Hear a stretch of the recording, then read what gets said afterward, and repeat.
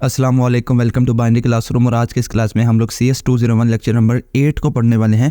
और lecture number 8 में हम लोगों ने switch statement, break statement, continuous statements के बारे में पढ़ना है और कुछ हमारे पास रूल्स हैं जो कि आप हैंड्स आउट में से रीड करेंगे। मेन जो हमारे टॉपिक रहेंगे कि स्विच स्टेटमेंट को किस तरह से इस्तेमाल किया जाता है, ब्रेक को किस तरह इस्तेमाल किया जाता है और कंटिन्यू को किस तरह इस्तेमाल किया जाता है। तो स्विच को समझने से पहले आप लोगों को कंडीशनल स्टेटमेंट्स हम लोगों ने पढ़ी हैं लास्ट लेक्चर्स में, वो आनी चाहिए। तो कंडीशनल स्टेटमेंट्स क्या थी कि जब भी हम लोगों ने डिसीजन करते हुए अपने प्रोग्राम की स्टेटमेंट्स को एग्जीक्यूट करना होता था तब हम यूज़ करते थे कंडीशनल स्टेटमेंट्स। तो कंडीशनल स्टेटमेंट लिखी किस तरह आ जाती थी, उसको लिखने के लिए एक कीवर्ड होता था जिसका नाम होता था इफ़। तो जब हम लिखते थे इफ़ और ब्रैकेट के अंदर जो हमारी कंडीशन होती थी वो लिखते थे, अगर वो ट्रू होती थी तो हमारा जो उसकी स्टेटमेंट होती थी वो एग्जीक्यूट हो जाती थी। सिमिलरली अगर ये कंडीशन मेरे पास फॉल्स हो जाती है देन क्या होगा, वो अगली कंडीशन पे जाएगा जिसको हम कुछ एल्स इफ़ की तरह लिखते थे कि अगर पहली फॉल्स हो जाए तो दूसरी को चेक करें, अगर दूसरी भी फॉल्स हो जाए तो तीसरी को, तीसरी भी फॉल्स हो जाए तो इस तरह सो ऑन ये चलता रहता था। जहाँ पर जाके कंडीशन मेरे पास ट्रू हो जाती थी वो मेरे पास ब्लॉक एग्जीक्यूट हो जाता था।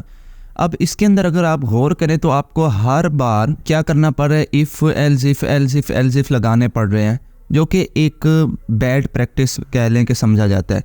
इसी चीज़ को ओवरकम करने के लिए कि जहां आप लोग इफ़ एल्स लैडर इस्तेमाल कर रहे हैं वहां पर आप लोग स्विच स्टेटमेंट का इस्तेमाल करें। अब स्विच स्टेटमेंट किस तरह से लिखेंगे आप लोग, सबसे पहले लिखेंगे आप लोग स्विच लिखने के बाद आप लोग क्या करेंगे, उसके अंदर वो एक्सप्रेशन देंगे। यानी कि जैसे यहाँ पर हम लोग ग्रेड्स के बिना पर अपना ब्लॉक एग्जीक्यूट कर रहे हैं कि अगर ग्रेड ए हो देन क्या हो, बी हो देन क्या हो। तो जब हम बार बार लिख रहे हैं grade is equal to A, फिर लिख रहे हैं grade is equal to B, similarly grade is equal to C and so on. यहाँ पर क्या होगा, हम एक दफ़ा लिखेंगे, आगे ऑटोमेटिक हम उसके केस हैंडल कर रहे होंगे। वो किस तरह से कर रहे होंगे वो भी मैं आपको दिखाता हूँ। बट इसके अंदर ये जो केस लिखे हुए हैं, जहाँ आपको केस का लफ्ज़ नज़र आ रहा है, मैंने 3 लिखे हैं, आप जितने मर्जी लिख सकते हैं। वहाँ पर आप लोग ऐसे समझ ले ये इस तरह काम करेगी जैसे ये इफ़ काम कर रहा है, एल्स इफ़ काम कर रहा है, ये वाला एल्स इफ़ काम कर रहा है। लास्ट में देखें तो आपको एक ब्लॉक नज़र आ रहा होगा जिसका नाम लिखा हुआ है डिफ़ॉल्ट। डिफ़ॉल्ट क्या करेगा, अगर इसी एग्जांपल की बात करूं तो इस एल्स इफ़ के नीचे एक एल्स का ब्लॉक भी था जो कि आई थिंक यहाँ पर जगह पूरी नहीं हो रही थी तो वो कट चुका है। तो वो एल्स का ब्लॉक कब एग्जीक्यूट होता है, जब सारी ही कंडीशन मेरे पास फॉल्स हो जाएं देन वो एग्जीक्यूट होता था। सिमिलरली उसी चीज़ को यहाँ डिफ़ॉल्ट का नाम दिया गया है। अब जहाँ पर हम लोग एल्स इफ़ या इफ़ को ब्रैकेट के अंदर लिखते थे, इसके अंदर हम लोग केस बना के और आगे कॉलन लगा देते हैं। कॉलन से मुराद यहाँ लेबल होता है और इस लेबल के बाद जो भी हम स्टेटमेंट लिखते हैं वो हमारे पास कहलाती है ये वाली स्टेटमेंट जो यहाँ पर हम सी आउट में लिख रहे होते हैं। ओके, तो इसको अब हम प्रैक्टिकल करके भी देख लेते हैं कि किस तरह से, इसी का एग्जांपल मैं दूंगा ए, बी और सी का, कि ग्रेड्स हम लोग किस तरह फाइंड आउट करते हैं। तो यहाँ मुझे करना क्या है, सबसे पहले तो मुझे एक ग्रेड्स नाम का वेरिएबल बनाना है। तो मैं करैक्टर टाइप का वेरिएबल बना रहा हूँ जिसका नाम मैं रख रहा हूँ ग्रेड। ये ग्रेड क्या होगा, मैं यूज़र से इनपुट लूँगा। तो मैं यहाँ पर एंटर करवाऊँगा यूज़र से, एंटर ग्रेड जब मैं एंटर करवाऊँगा तो उसको सी इन के ज़रिए हम लोग इस वेरिएबल में स्टोर करा लेंगे। स्टोर कराने के लिए, अच्छा मैंने यहाँ ना करैक्टर डाटा टाइप यूज़ किया, क्यों, क्योंकि आपको एग्जाम्पल में ये देखा हो अभी जो, तो वहाँ पर ए लिखा हुआ था कि ग्रेड अगर ए हो तो गुड एक्सीलेंट प्रिंट हुआ है, इसी तरह बी हो तो गुड वेरी गुड, इस तरह से चीज़ें थी, है ना। तो उसी चीज़ को हम लोग वैसे ही करने वाले हैं, लेकिन करेंगे हम स्विच स्टेटमेंट के ज़रिए। यहाँ तक हो गया मेरा इनपुट डन। उसके बाद क्या करना है, मुझे स्विच स्टेटमेंट के ज़रिए इनको कंपेयर कराना है कि मेरा जो ग्रेड एंटर किया गया है वो कहाँ पर फॉल कर रहा है। तो यहाँ पर मैं क्या करूँगा, स्विच लगाऊंगा और इसके अंदर मुझे देना होगा ग्रेड। ग्रेड क्यों दिया, क्योंकि मैंने ग्रेड के अंदर अपना सारा डेटा स्टोर कराया है। ये करने के बाद मुझे यहाँ एक ब्रैकेट, अपनी ब्रेसेस ओपन करनी होंगी और यहाँ पर मुझे अपने केसेस बनाने होंगे। तो मैं सबसे पहले बना रहा हूँ केस और उसके अंदर वैल्यू है जो वो मैं दे रहा हूँ ए। क्या वैल्यू दे रहा हूँ, ए, क्योंकि अगर कोई ए एंटर करे तो तब मेरे पास क्या प्रिंट होना चाहिए। तो अगर कोई ए एंटर करता है तो मेरे पास सी आउट में प्रिंट होना चाहिए एक्सीलेंट प्रिंट हो जाएगा। और ये केस में भी याद रखना है कि जिस टाइप का आप डेटा ले रहे हो केस भी आपने वैसे बनाने हैं। अगर आप यहाँ न्यूमेरिक टाइप का डाटा ले रहे हैं यानी कि इंटीजर का, तो यहाँ डाटा भी न्यूमेरिक देंगे। मैं क्योंकि करैक्टर डाटा टाइप के साथ काम कर रहा हूँ इसलिए मैंने इसको सिंगल कोड में लिखा है। तो ये नहीं कि जो भी डाटा उसको आपने सिंगल कोड में लिखने लग जाना है। ये आपका डिपेंड करता है। इसी तरह केस 2 बना लेंगे जिसके अंदर मैं एंटर करा दूंगा B। अगर यूज़र B एंटर करता है देन क्या C आउट होगा, वेरी गुड एंटर हो जाएगा। ओके, देन उसके बाद केस आ जाएगा मेरे पास तीसरा, और केस 3 के अंदर मैं एंटर कराऊंगा C, और अगर कोई C एंटर करा देता है तो कब क्या प्रिंट होना है, सिर्फ गुड, ऐसा है। ओके, तो बस 3 केसेस मैं कहता हूँ बनाते हैं, बाकी जो है वो आप लोग जितना मर्ज़ी इसको लंबा खींच दे, बस समझाने की हद तक मेरे ख्याल में काफ़ी है।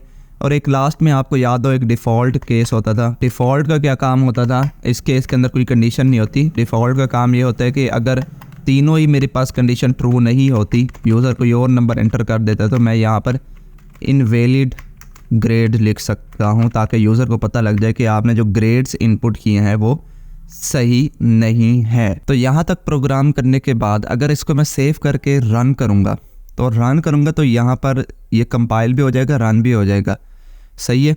बट इसके अंदर ना एक मसला आएगा, वो मैं मसला भी आपको दिखा देता हूँ।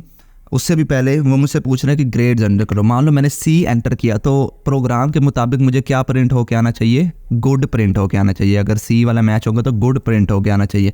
बट अब मैं इसको एंटर करने लगा हूँ, लेकिन देखना आउटपुट कुछ चेंज आएगा। गुड तो प्रिंट हो के आएगा बट थोड़ा सा इसमें चेंज भी आएगा। देखना मैंने किया C एंटर तो देखो गुड प्रिंट हो के आया, बट आगे इनवैलिड ग्रेड्स भी प्रिंट हो के आ रहा है।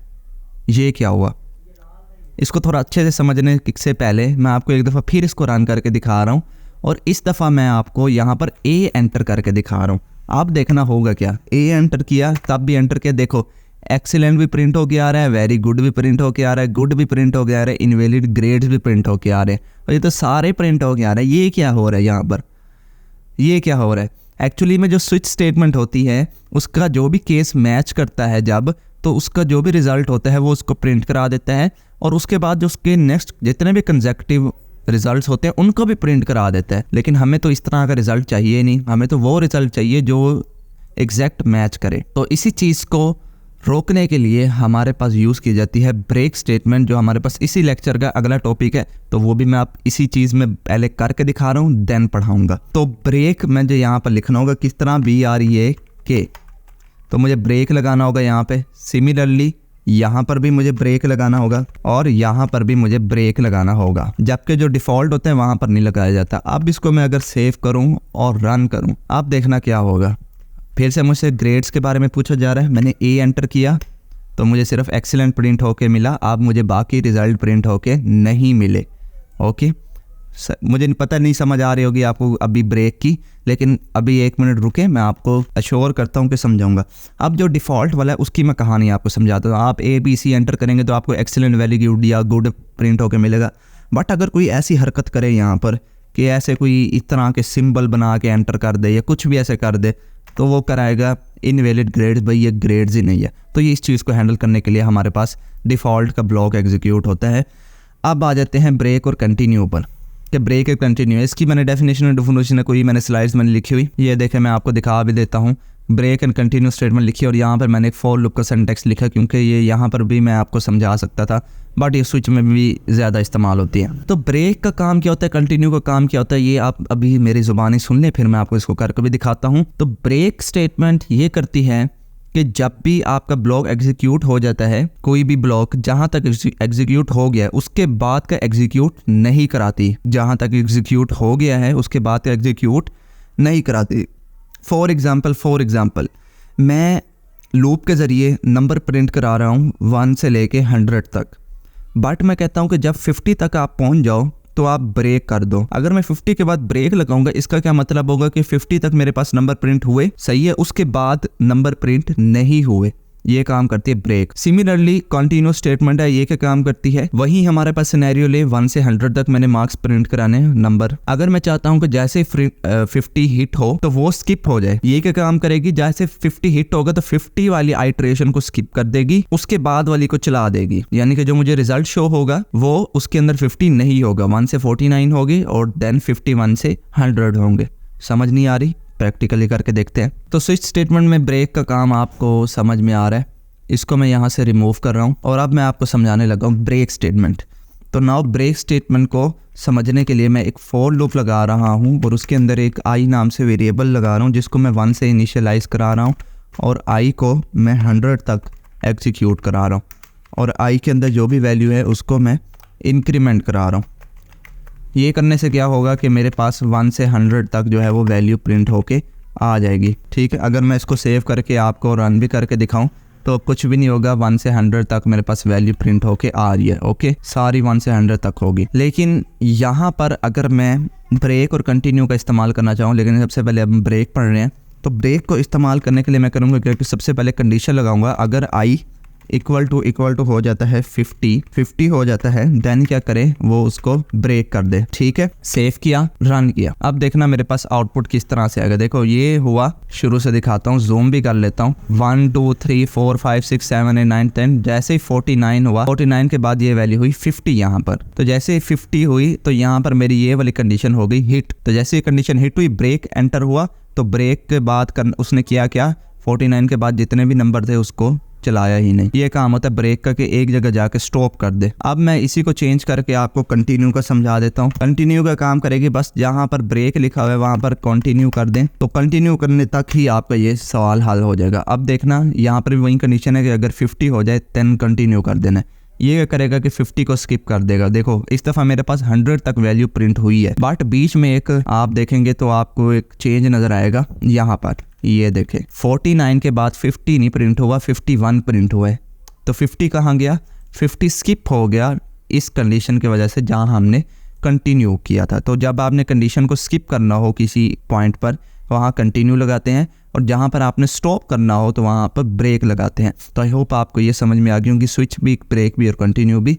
इसके अलावा आपके हैंड्स आउट में कुछ रूल्स हैं फ्लो चार्ट के, वो आप थ्योरी है तो वो आप खुद से रीड कर लेना। पाँच एक रूल्स हैं। तो बाकी जो समझाने की चीज़ थी वो मैंने आपके समझा दी। आई होप आपको ये छोटा सा लेक्चर पसंद आया। अगर पसंद आया तो इस वीडियो को लाइक करते हैं। चैनल को बगैर सब्सक्राइब किए देख रहे हैं तो चैनल को भी ज़रूर से सब्सक्राइब करें। मिलते हैं किसी नेक्स्ट वीडियो में, तब तक के लिए।